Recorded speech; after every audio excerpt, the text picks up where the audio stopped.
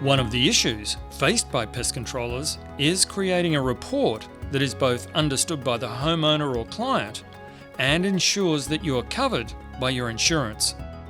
The AEPMA Code of Practice states that your inspection needs to identify the following 4 things. First, has your inspection located active timber pests, and if so, where?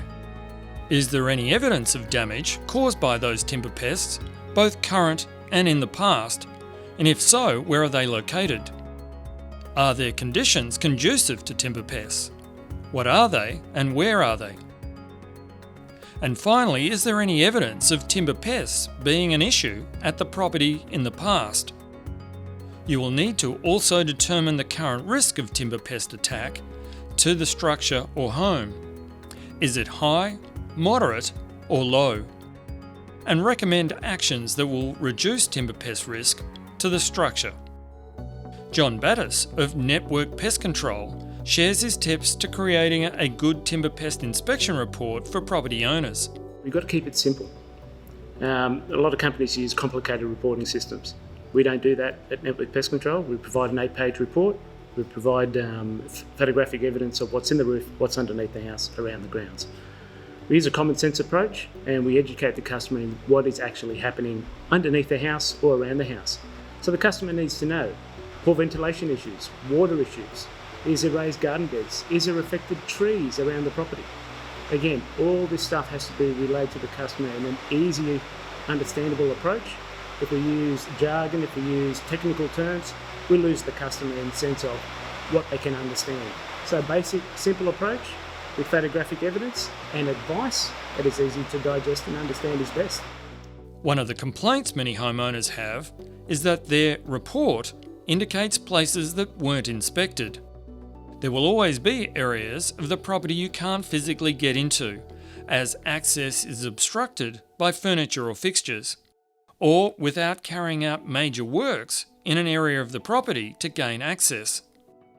John explains his best approach when talking to the homeowner. The way I explain to the customer is there are certain areas where I physically cannot go. So I'll take a photograph of that section whilst I'm underneath the house and say limited crawl space. We can do an invasive inspection if required from the other side, but that means moving bricks, moving panels.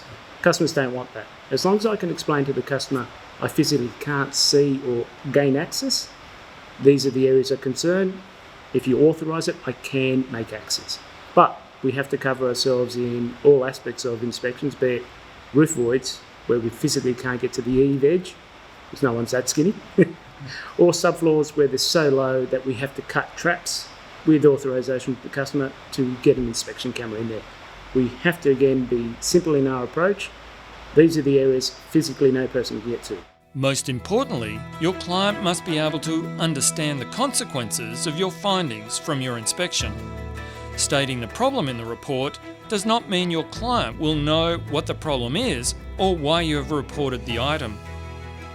So make sure that your termite inspection report includes photographic evidence if termites or termite damage is discovered, a list of termite conducive issues such as leaking pipes, advice for your customer on how they can rectify those conducive conditions, and finally, a list of the risks or places you were not able to gain access to inspect and what that means for the homeowner.